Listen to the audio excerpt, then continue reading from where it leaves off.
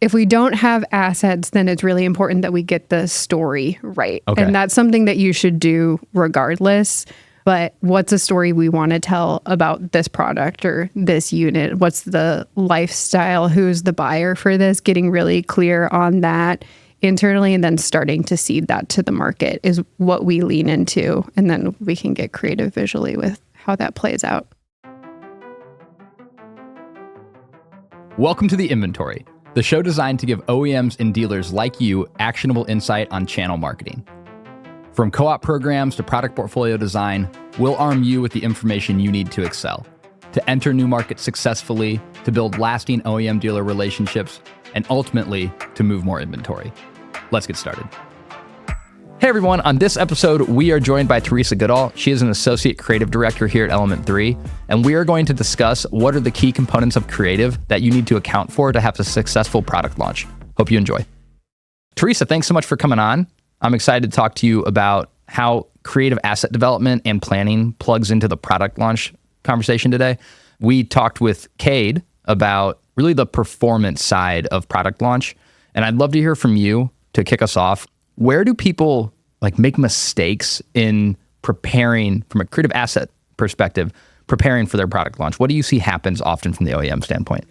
People put all of their attention into the launch itself. Okay. And the couple days, the week, the month after it, and then don't plan for pivoting that into product marketing and then pivoting that into incorporating this new product into your brand, into your lineup.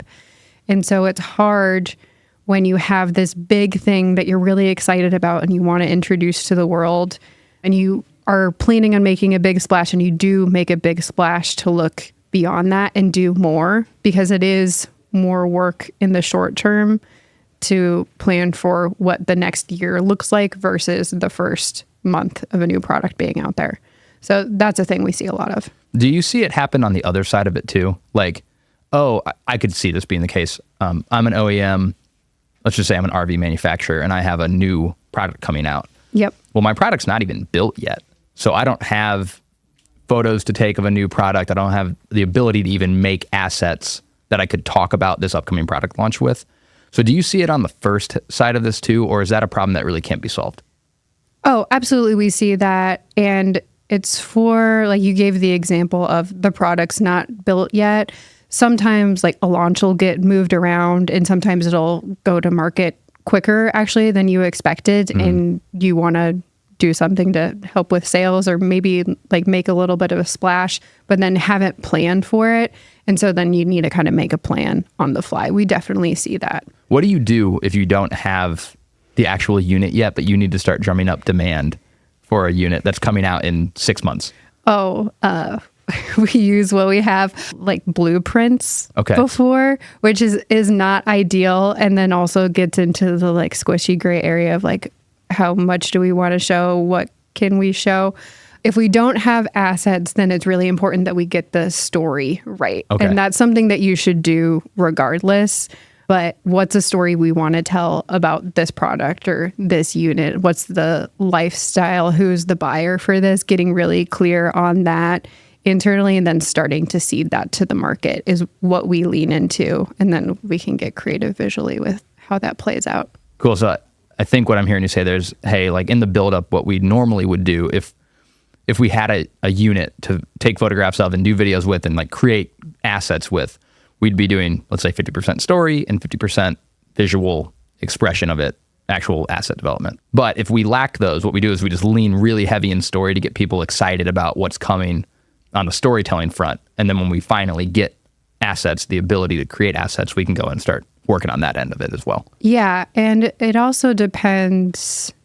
What we figure out in the storytelling is how much we want to tease ahead of time, what that timeline looks like. And the timeline could be anything from you tease it a couple days in advance, or you tease it a couple weeks in advance, or maybe 6 weeks in advance.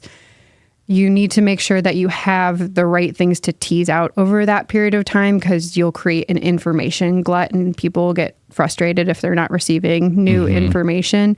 So how many assets you have can inform how long you can tease it out and what the story is. And We've also done it where we'll actually, if we have assets, but we want to tease it out over a long period of time, we've like covered up some, like created some mystery around it, like done visual things to make things look like in shadow or they're ingredients or there's like smoke in the background. Just like very dramatic, designy things that we can do, but to start to bring people along into the story and then slowly reveal it over time and then have a grand reveal. I took us down a different rabbit hole, but you started with hey, we did a launch and now we forgot to, or didn't even think to put it into the rest of our year. And you brought up that's more work, but it's worth it.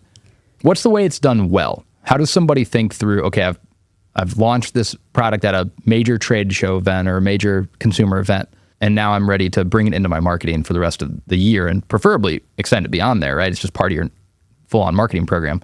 What's the planning process look like? How does somebody do that well? Doing it well looks like planning for marketing the product when you're developing the product itself.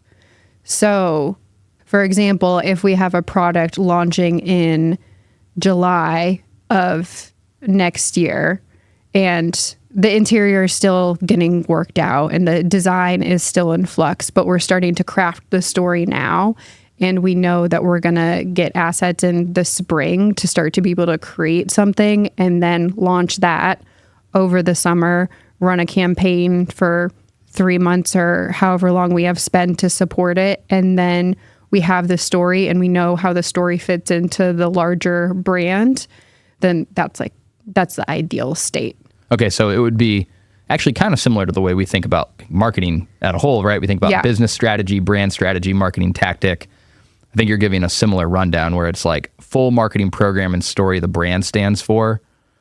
Then we can think about, okay, this new product, how does that fit into the whole story?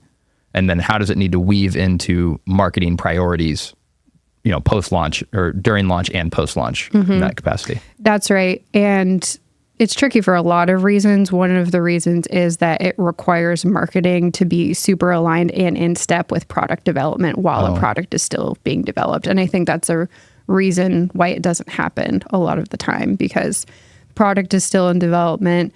It's harder to develop the story. If the sales team is still figuring out what's the angle, where are we going with this, it's harder to bring marketing in. And so it does require greater collaboration on all parties to get people on the same page to do it well in advance. Yeah.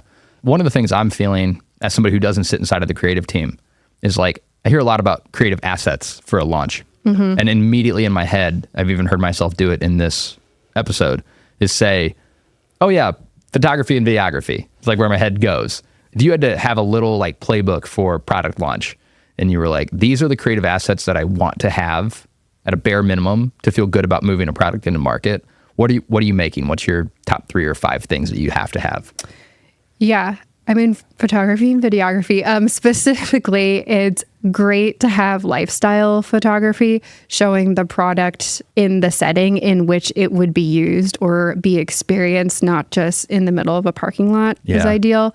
Again, we always work with what we have, and it's better to show something than show nothing. But as close as we can get to how are people going to experience this product is really great. And then that helps back up the story that we're telling. Video gets better engagement when we're pushing something and we're putting paid dollars behind it. It helps people experience it. We've done a lot of different tactics around what video can look like. And this can be anything from a studio shoot where it's really clean backdrop. This can be part of that lifestyle shoot. If you're getting photo, it can be more cost effective to just get video at the same time. And then you have more assets to work from. Even stuff like partnering with influencers in your space. And there's influencers for every space to do product walkthroughs, pull those out on their own YouTube channels. We've had good results with live streams of product launches. So lifestyle photography, video, interior shots, that's something that we are seeing really good results with, especially when we're targeting buyers lower down on the funnel.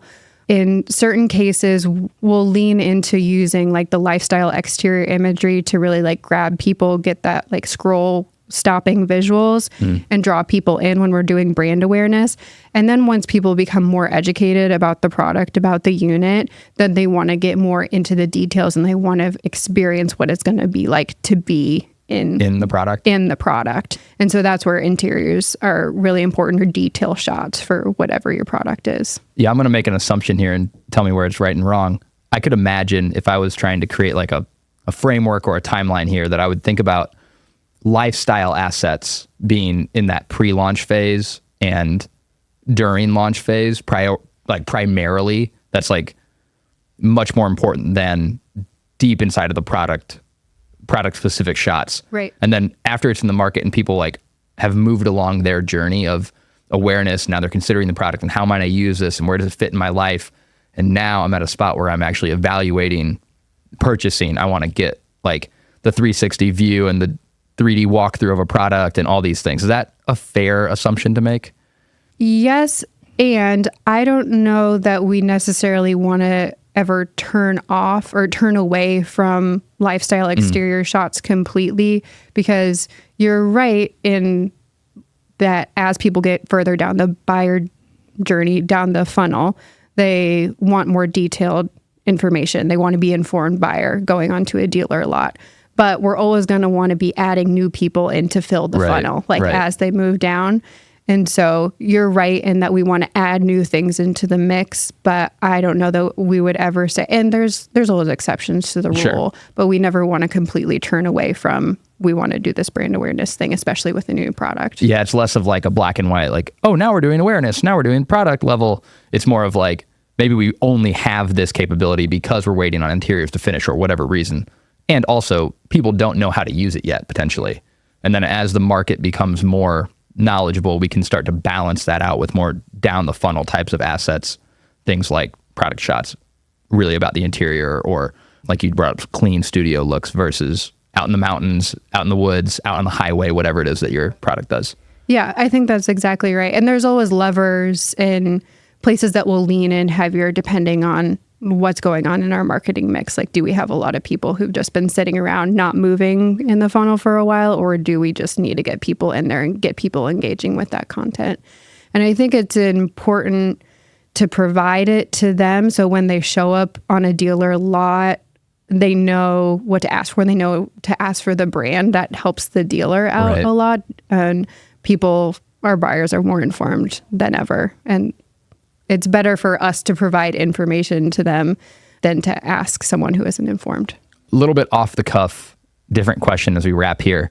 How much do you, as a creative, like meet with and hear from and talk to the performance side of the house, let's say, as you're working through like the pre-launch, during launch, and post-launch phases?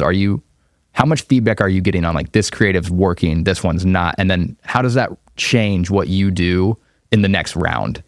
We talk a ton, daily, multiple times a day. We're collaborating on setting the strategy, or I'm at least reacting to it.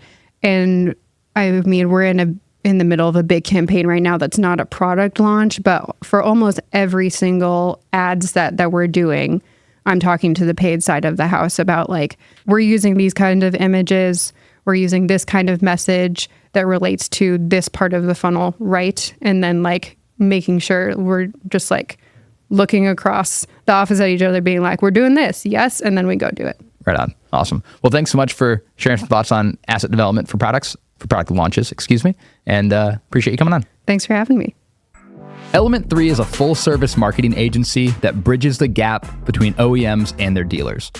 For more insights on how to go to market well in the dealer model, head to element3.com.